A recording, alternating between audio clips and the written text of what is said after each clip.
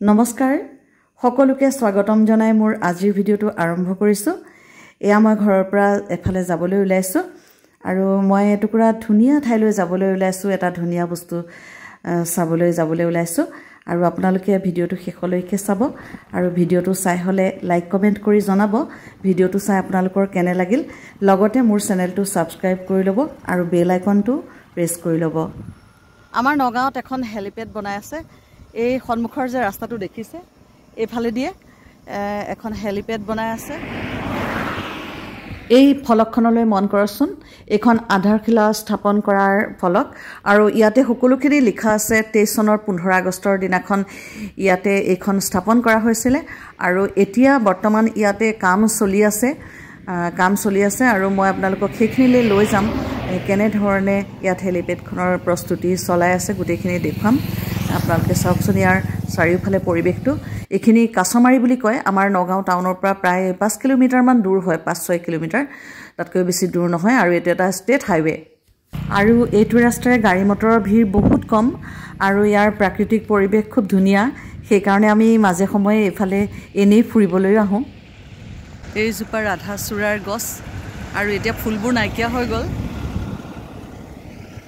আৰু এয়া চাওকচোন পথাৰত এইবিলাক খেৰৰ গছ, ঘৰৰ চালত যে লগাই খেৰ, এইবিলাক খেৰৰ গছ হয়। আহক আমি এতিয়া হেলিপৰ্ট বনোৱা ঠাইখিনিলৈ যাওঁ।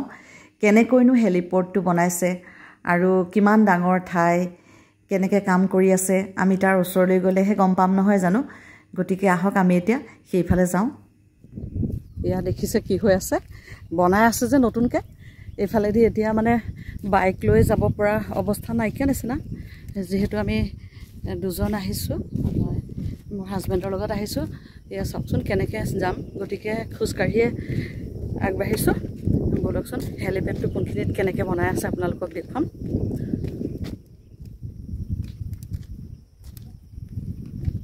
ভাল লাগিছে আহি পেলাই, একেবাৰে পথাৰৰ মাজত ইমান ধুনীয়া বতাহ আহি আছে।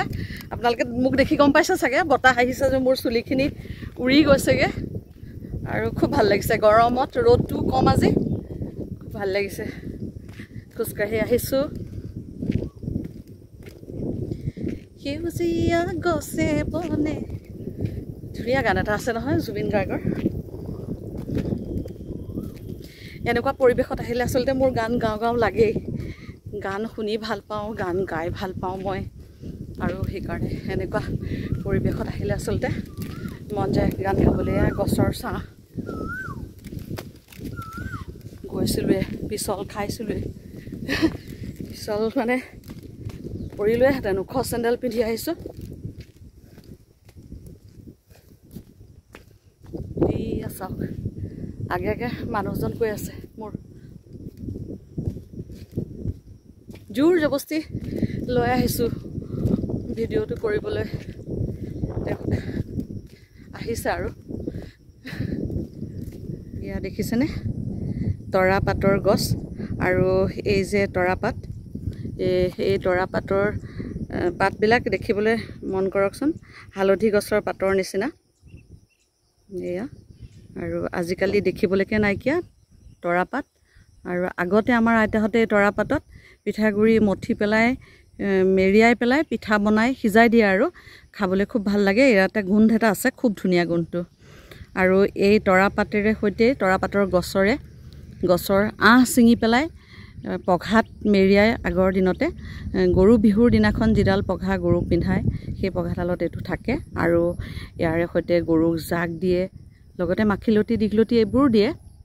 এইটো হৈছে তৰা গছ আৰু আজিকালি দেখিবলৈ নাই, মই দেখা পাই পেলাই লৈ ল'লোঁ গছটো। এয়া চাওকচোন বিস্তৃত এলেকা পথাৰ আৰু এইফালে দিয়ে সেই হেলিপেডটো। এয়া চাওকচোন আমাৰ নগাঁও টাউনৰ পৰা মাত্ৰ 6-7 কিলোমিটাৰ ডিষ্টেঞ্চত এইখিনি। সেইটো হাইৱে, ট্ৰাক এখন গৈ আছে আৰু এইফালেদি সোমাই আহিছে। এইটো চাওক তৰাপাতটো সৰু কলপাত এটাৰ নিচিনা লাগে, হালধি পাতৰ নিচিনাও লাগে দেখিবলৈ। এইডাল এটা পাত ছিঙি আনিলোঁ, ধুনীয়া। এয়া চাওক, ইয়াতে হ'ব হেলিপেডখন। আৰু ধুনীয়া জেগাত, আমাৰ টাউনৰ পৰা প্ৰায় 6-7 কিলোমিটাৰমান দূৰ হ'ব, মই যিটো অনুমান কৰিছোঁ আহোঁতে সেই হিচাপত 6-7 কিলোমিটাৰমান দূৰ হয়। আৰু এয়া কনষ্ট্ৰাকশ্যনৰ কাম চলি আছে, এইবিলাক বালি পেলাই থৈছে, যথেষ্ট ডাঙৰ। সিফালে বাউণ্ডেৰী ৱাল মাৰিছে। এয়া চাওক, যথেষ্ট ডাঙৰ এলেকা। আৰু ইয়াতে হেলিপেডৰ কাম চলি আছে। আৰু ইয়ালৈ আমাৰ নগাঁৱৰ পৰা যিটো ৰাস্তা মৰিগাঁও হৈ গুৱাহাটীলৈ যায়, পবিতৰা হৈ পেলাই মায়ং হৈ পেলাই, সেই ৰাস্তাটোৰে আহিব লাগে। আহি পেলাই সেইখিনি পায়হি। ভৰ দুপৰীয়া মুকলি আকাশৰ তলত ৰিব ৰিবকৈ বতাহ বলি আছে, সঁচাকৈয়ে বৰ ভাল লাগিছে এইখিনি ঠাইত থিয় হৈ পেলাই। আৰু এতিয়া মই আপোনালোকৰ পৰা বিদায় ল'ব লৈছোঁ। নমস্কাৰ।